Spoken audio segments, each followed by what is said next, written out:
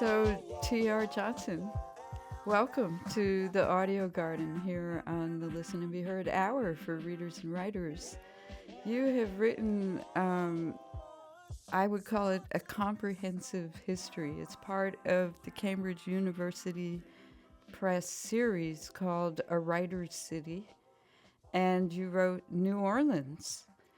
And I have to say, I think me and probably the majority of people think of music when they think of New Orleans. That's probably the first thing that comes into my mind. But Mhm. reading this book has really opened my mind to thinking of it as a writer's city. Before we really get into the book, I wanted to ask you how you researched for this book because it is, really packed with Mhm. information and tells the story of New Orleans as much as it does of its writers. Oh, thank you so much, Martha. And again, thank you for having me on your show. I'm delighted for this opportunity to talk about this book. Yeah, the research, it's funny how these things work. Um, it was not exactly a deliberate process about preparing to write a book. Rather, what happened was right after Hurricane Katrina, I had a senior colleague who retired. And so the chair of my department at Tulane said, "Would you like to start teaching this upper level literature course on the literature of New Orleans?" I said, "Yeah, I've been living in New Orleans about 6 years at that point and really loved it and was really invested in a sense of what's at stake here culturally and historically. Um, and after the storm, after the big Hurricane Katrina. And so I said, "Yeah, I'd love to start teaching the class." Well, I threw myself into it. And the more I sort of dug deep into this topic of literary New Orleans, the more I found and the more exciting it became. And I began to realize something that I guess I had sort of intuitively understood or unconsciously understood for a long time, which is that this place is a major, major, major capital of literature, of American literature in particular, Southern literature to be sure. Um, and I think that, as you point out, most people, when they think of New Orleans, they think of music. And then they might Mhm. talk about food, or then they'll comment on architecture. It takes a while to kind of get down the list of these kind of cultural territories before people talk about literature. Part of why I got excited about teaching that class was to really sort of show what an astoundingly literary city this has been for a very long time. And so I was basically always looking for stuff to add to the class and wanting to sort of balance this kind of Mm. stuff with that kind of stuff. Wanted to teach the very classic things, but then discover some things that I thought were really great that had not yet really gotten the attention they deserved. This went on from 2006 to about 2017. So, a little over a decade. Cambridge approached me and said, "Would you like to do edit a collection of essays by different scholars on different aspects of the literary history of New Orleans?" I said, "Sure." So that book came out 2019. It's called New Orleans: A Literary History. And it was 26 essays, the introduction and the final chapter by me, the rest of it, 22 dozen different scholars about different pieces of it. I learned so much doing that and found so much excitement and interest and enthusiasm among my audience that I decided I would keep going. And Cambridge approached me and said, "We want you to just do your own monograph where it's just you the whole time riffing on what all Mm. these things are." And that's what I did. I did do some very deliberate digging into particular topics I needed to know more about, but I also was just kind of harvesting at that point, I don't know, 15, 18 years of preparing for a class, a couple, Curriculum, yeah. I guess. How do you approach those thornier ones? I'm curious because, as a fellow writer who likes to look into history and talk about characters from history, Mhm. your book reminded me a little bit of Gotham, which is a really, it's a tome kind of about the history of New York City. Mhm. And I just wondered, what were some of your sources to go to find information that you were lacking? Oh, sure. There's, gosh, particularly since Hurricane Katrina, there's been an outpouring of very ambitious, very well rendered histories of the city. And of course, I was gobbling up all of those. One of the very first ones that comes to mind that I learned so much from, my colleague in the history department at Tulane, Lawrence Powell is his name, wrote a book called Accidental City, and the subtitle is Improvising New Orleans. What he basically Mm. does is tells the story of the first 100 years of European settlement here, basically the origins of the city and how it developed up to about the War of 1812, almost 100 years. And in that book, he really explains what it means for a Creole society to have arisen here, what that Creole society was, how it kind of rose up basically independent from Europe. The French, and then the Spanish never really successfully turned this into a colony. And so the city kind of grew up, kind of went rogue, if you will, and became its own Mm. place with profound pride in these unique Creole folkways, cuisine, literature, music, etc. And while there were Creole societies all through the Caribbean, this was a particularly unique one. And so I learned so much from that. And it really prepared me to track the concept of Creole into the 19th century when they became very important poets. In the 1840s, the first African American anthology of poetry came out of New Orleans in the 1840s, and it was led by these Creoles, Creoles of color, Afro Creoles. 20 years later, in the 1860s, they become very politicized during the Civil War and are publishing radical political poetry in these French language newspapers in the 1860s. And there's been a beautiful edition of that, of all that material has come out just in a handful of years. So I learned so much from reading the long introduction and preface to that beautiful book of the Afro Creole poetry of the Civil War era. So those are And two. what was that called? It's Is that called. the It has a title? long title. Uh, Clint Bruce is the title. Is the author? Sorry, and the book has a long title. It's the the radical Afro Creole poetry in French in New Orleans' Civil War era newspapers. It's got to be a long, one of the longest Wow. titles ever. Well, that lets you know what it's about. Exactly. And if you look for Clint Bruce, you'll find it quickly enough. It came out through the Okay. Historic New Orleans collection about 6, 7 years ago. Well, that leads us very easily into the first chapter Mhm. of the book, which is all about Royal Street. It Yeah. gives a lot of the history of not only the street, but, the inception of New Orleans Hmm. and the writers who came through there or lived there Hmm. and were influenced by that. Hmm. One of my favorite writers, Samuel Clemens, also known Of as course. Mark Twain. Yeah. And I think a lot of them were struck, um, the auction block Yeah. was pivotal for them. Absolutely.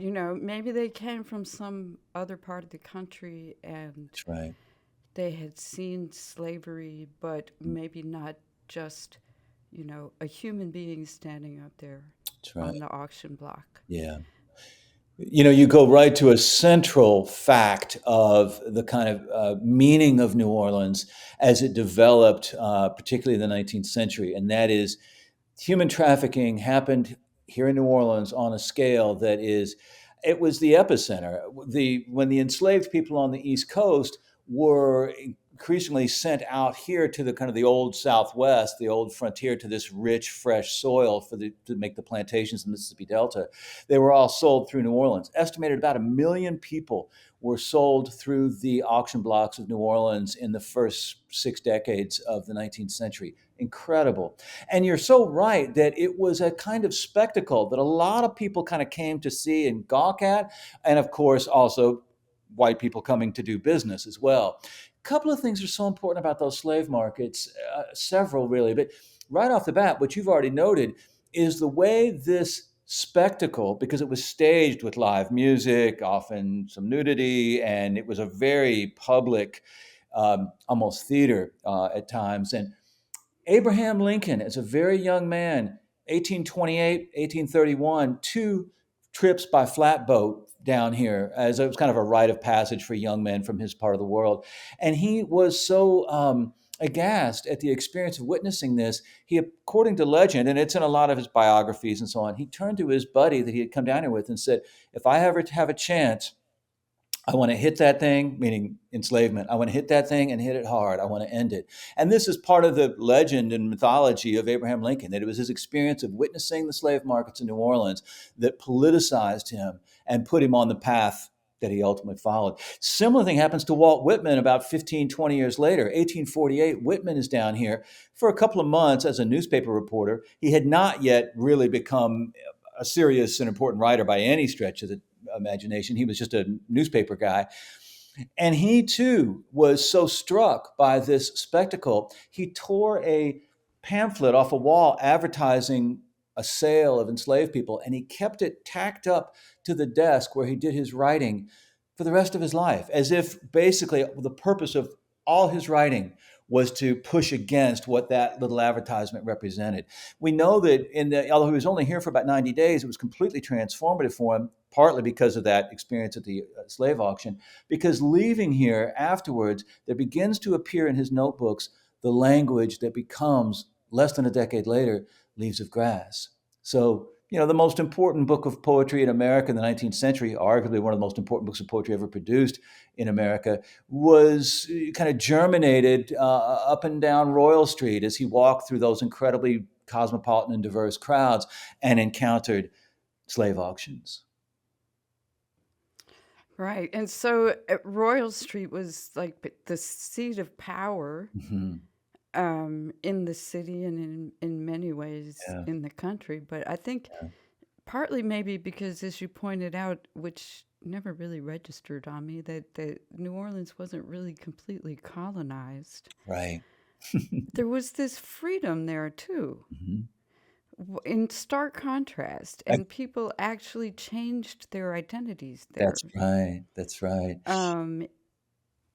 There's like this duality that's at the center of just American culture. So That true. I think that's like the cradle of it right there. I think you're right, Martha. I really do. And you describe it really well.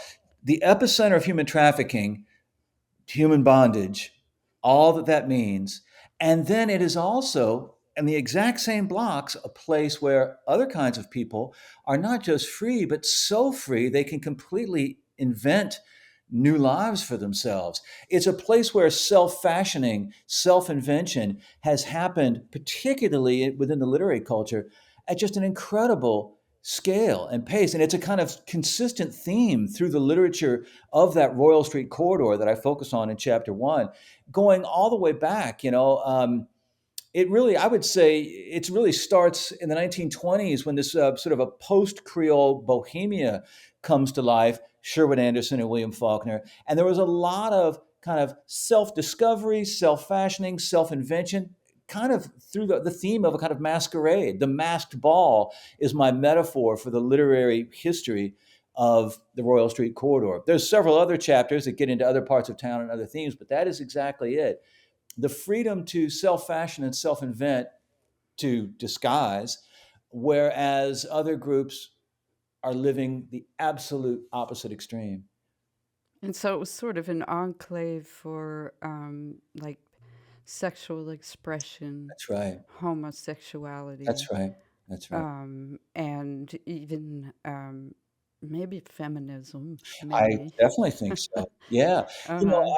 On the feminist part first, I mean, it's, I think, a pretty commonly understood idea that feminism really entered departments of English at American universities through a novel by Kate Chopin called The Awakening. And the main setting of The Awakening is Esplanade Avenue, the downriver border of the quarter. And a big part of what that young woman does, that kind of restless and bored, unhappy wife does in that book, is takes long walks. And of course, I'm sure she was, in the author's imagination, she was walking the French Quarter, and through that beginning to discover freedom, a bigger world, a bigger range of possible experiences than what she was confined to in that domestic sphere of that house. Feminism, that book was unknown. It'd been published around 1900, was kind of lost until the early 70s. Feminists launched it into the curriculum, and it's now one of the most frequently assigned novels in all of American literature. And it is the story of the word feminism wasn't even in use at the time, but it was the story of a woman seeking to liberate herself from a very traditional and very confining role. And it's Mm. absolutely, and to the queer undergrounds of the South in general, I think it's a commonplace to suggest that what San Francisco is to the West Coast, that's what New Orleans is to the South. And there was a really significant queer enclave along the Royal Street corridor through a big chunk of the 20th century. That big bohemian scene, as the Creoles moved out of the area early 20th century, this big bohemian scene, it's, people suggested about a third of the people in that community were, in the phrase of the day, confirmed bachelors. And then just Mm-hmm. 20 years later, you've got Tennessee Williams, Truman Capote, William March, um, and I mean, the Right. icons of queer literature, and they're all living Right. right along Royal Street, in the 1940s. And then we also had like Steinbeck came out of Hmm. his experiences there. I point out a lot of white male writers, not exclusively, but came from like Royal Street area neighborhood. Yeah, And then we move around and go over to St. Claude, right. and it's a completely different Yes, it is. thing entirely, including, and I was struck by the irony of this. I don't know, but you probably had a particular reason to start off talking about a book called White Like Me. I Yeah, mean, Black Like Me, that's sorry, Black Like Me. right. And then in the second chapter, you mentioned Marcus Christian, who wrote a 1,000-page history Hmm. of Black people in Louisiana that remains unpublished. Correct. And that struck me as ironic. I mean, a white man's account of being Black became a bestseller in a movie, Hmm. and yet we're still looking for the actual Black story to be Of course. published and disseminated, Oh my gosh. Yeah. um, Yeah. and studied, Exactly. right? Oh, of course. I mean, and that's to what we were talking about a moment ago, that's kind of the long legacy of that logic of enslavement versus freedom. You know, um, the guy who wrote Black Like Me, John Howard Griffin, had the freedom to put on to disguise himself and kind of experiment in what it's like to live as a Black person in 1959, and then wrote a book about it and had great success. Marcus Christian lived in real poverty in the lower Ninth Ward for most of his life. Flood prone, very vulnerable to hurricanes. At one point, he corresponded with leading figures of the Harlem Renaissance, but published very little. And during Hurricane Betsy in 1965, he got to his house to try to rescue manuscripts and papers, and he was arrested for looting and went to jail Mm-mm-mm. with his, holding in his arms original letters from Langston Hughes and County Cullen. I mean, it's an incredible story, and who knows how much was actually lost. There is an archive out at the University of New Orleans where a lot of his papers are held, but it's a very profound binary. I mean, it is the profoundest binary of our life, and as people in the United States, it seems to me. And New Orleans, I think what I would want to emphasize is, where that Royal Street corridor is, historically this glitzy elite epicenter of power in the region that then becomes a kind of bohemian corridor where Faulkner, Tennessee Williams, the giants of American literature, were hanging out for quite a while. That's that stuff, and it's just not even a 10-minute drive to get to Marcus Christian's world, which is a whole other thing. In fact, kind of the opposite in terms of this logic. Right. And I was trying to think of her name and it's escaping me, but she went to meet Mother Catherine. Oh yeah, Zora Neale Hurston. So thank you. I don't know how I couldn't think of her name, Right. but she came out of Hmm. that neighborhood. So true. Zora Neale Hurston was here as a young woman, sort of researching Black folkways in the late 1920s, and came upon Mother Catherine Seals's compound. You had asked me, Martha, if I wanted to read a short passage, and the passage I selected was that opening of chapter 2, the St. Claude Avenue chapter, because I start with Mother Catherine Seals as a kind of how shall I say, paradigm or microcosm of what that St. Claude corridor has tended to mean in literature. Should I read those first? Well, since it came up like that, you might as well go ahead and read it. Oh, Please do. thank you. So this is the opening of the second chapter of the book. We've been talking about Royal Street, which is the first chapter. Each of the chapters is organized around a major corridor of the city, a major that clusters certain neighborhoods around it, and that has a distinct character. So chapter 2 is the St. Claude corridor, and it begins this way.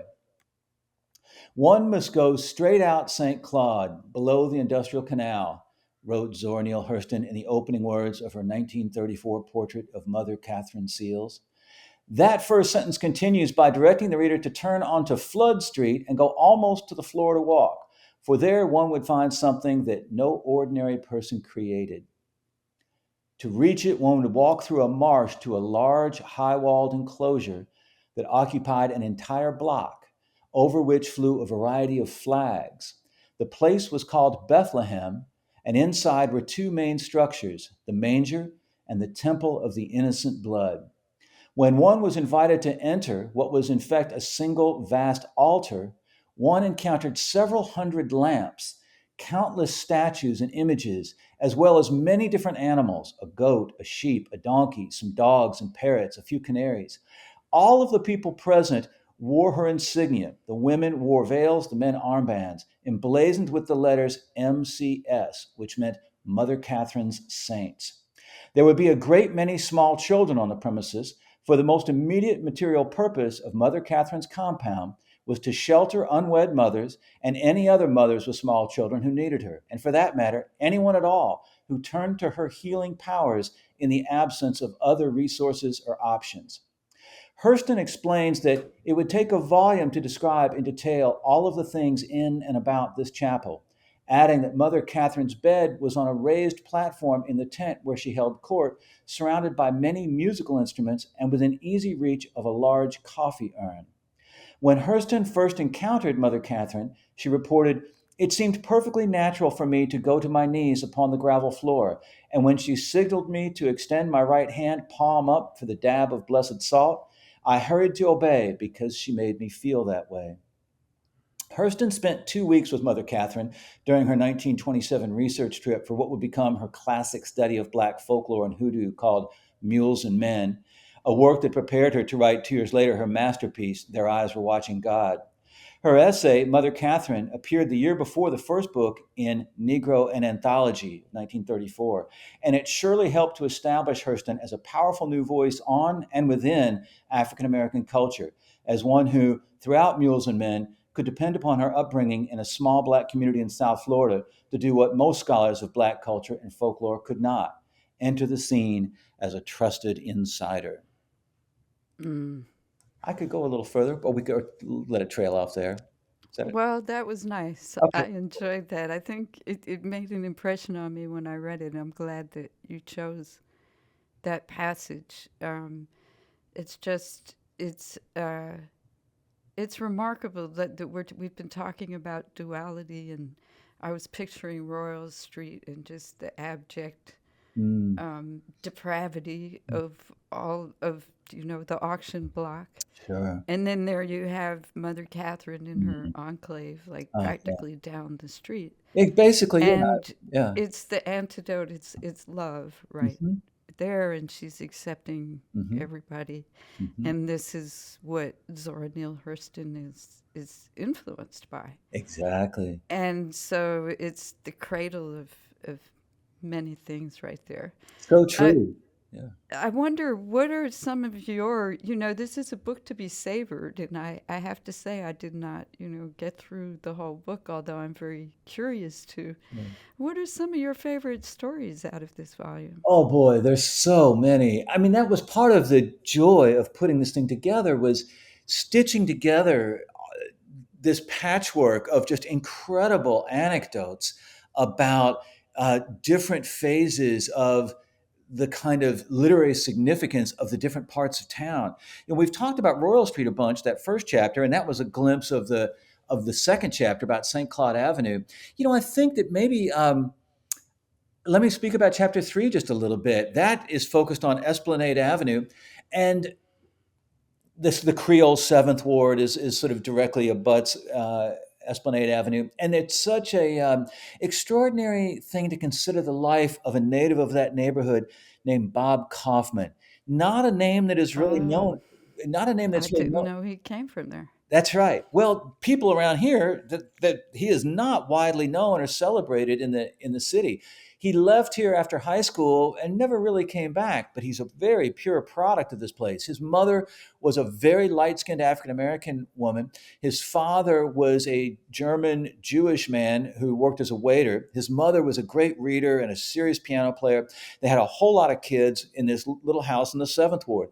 Bob Kaufman left and joined the Merchant Marine, having grown up in this house full of books and this house full of brothers and sisters, running around the 7th Ward and up and down Esplanade Avenue and St. Bernard Avenue, in what was basically the kind of Creole diaspora out of the French Quarter. In other words, I'm sure his mother's people were from that Royal Street elite Creole enclave, I suspect, and they were moving out as the 19th century wound down. Bob Kaufman's born about 1925, as that Creole community was relocating out of the French Quarter. In any case, he joins the Merchant Marine, starts really honing his skills in oratory.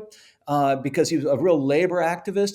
And then as a young man, hits New York City right after World War II. Testimony to how charismatic he was, what a powerful character he was.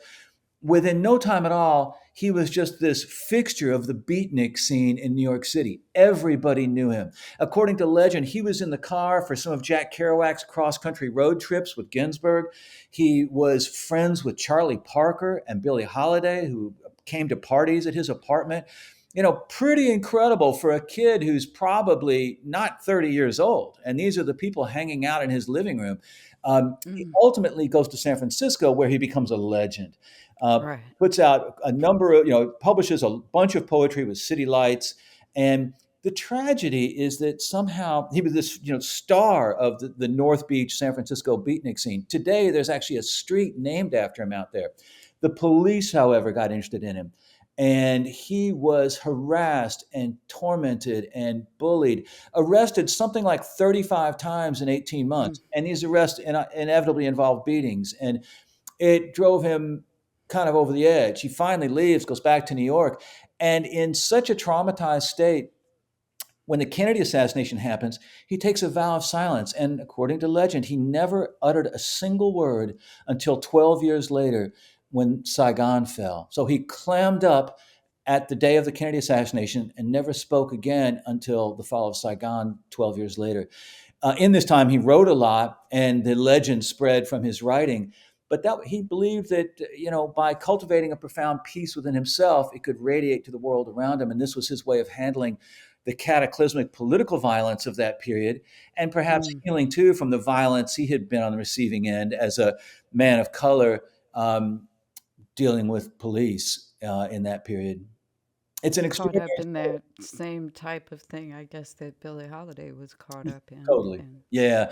right. And a very charismatic and powerful Black artist of that period, who's kind of pushing the envelope, is going to draw the worst kind of police attention. And like I say, not really remembered around this city at all. But in San Francisco, they have a street named after him. And in Paris, they call him the Black Rimbaud. He is the surrealist poet of American Right. letters. And I love his stuff. And part of the reason I really kind of foreground him in chapter 3 is I want to draw attention to his incredible legacy that is not really associated with New Orleans. But if you ask me, what he did grows totally out of Carnival, Mardi Gras, the surrealist theater that is Mardi Gras, where do what you want to, anything goes. You'll see things you'll never see any other way on any other day. And that's what his poetry is like. It's a carnivalesque kind of scrambling of ordinary reality. And it's just a total delight to read.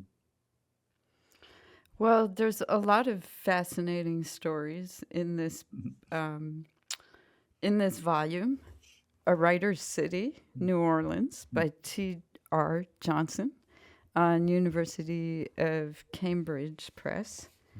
And you teach, you teach where? I teach at Tulane University here in New Orleans. Uh-huh. And how can people find out more about you, your book, get in Sure. touch? If if you read the book and have questions about it or want to talk about it, I'd be delighted to communicate with you. You can find me going through Tulane University's English department. The email is simple, trj@tulane.edu. I'm also on the radio every Tuesday from 4 till 7. I do a contemporary jazz show. I've been hosting that for almost 25 years. That radio station is WWOZ 90.7 FM in New Orleans. But if you're not in New Orleans, you can stream it at wwoz.org. I'm on the air every Tuesday from 4 till 7 p.m. Central Time. So wherever you are, calculate what that would mean for you to tune in and just jump on your browser at wwoz.org. And I play the new music and I have a lot of fun with it and happy to take phone calls. WWOZ. That's how we met. I was in New Right. Orleans at the Grassroots Radio Conference Mhm. while our Southern Katrina was happening here, Hurricane Helene. Yeah. And I got home and I had COVID. And so I'm just kind of like bouncing back Mm. from all of that. But a jazz show, let's talk about jazz for a Sure. second and its relationship to American literature. I think, unfortunately, Bob Kaufman suffered a little bit what the black musicians suffered under Elvis Presley. It was Mhm. sort of a Yeah. he was not recognized as a beat poet in the same type of way as Allen Ginsberg and Yeah. his cohorts, Right. which is not to take away from the value of their work, but to just recognize that, I think in the publishing industry today, there's a lot of effort made by small presses to put out the message that they want to represent diverse voices. And this is something that we're really only coming to in publishing in the So last true. decade or so. So true. And you mentioned when you're talking about Royal Street that Steinbeck and some of those writers seemed kind of blissfully unaware, actually, of the influence of jazz and black culture on their writing. Yeah, it's kind of amazing. Yeah. I mean, to the Kaufman thing for one more minute, he is broadly credited with having coined the term beatnik. And yet Mm, they never applied it to him, even though the people who are the inner circle, ground zero of that movement, were very tight with him and inspired by him and in conversation with him.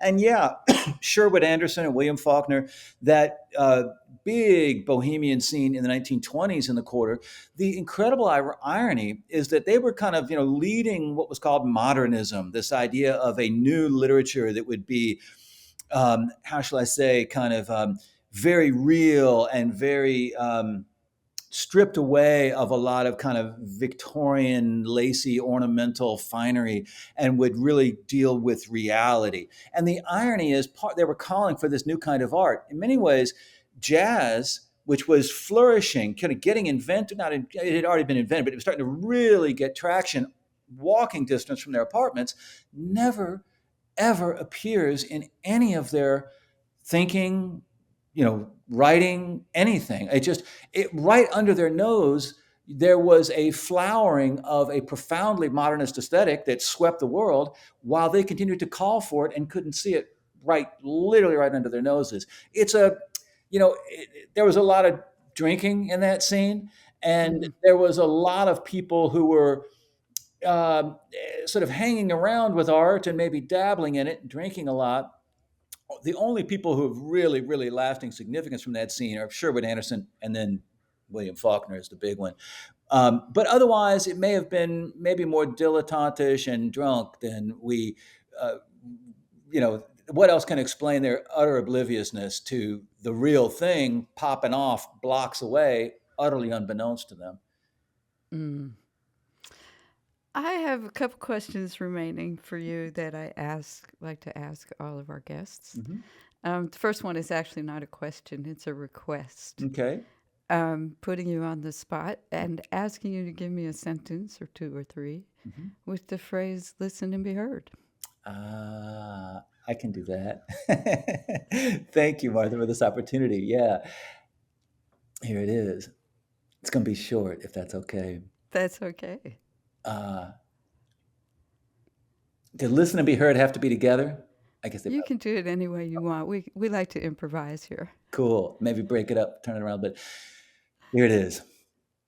Listen to New Orleans and let New Orleans be heard in you.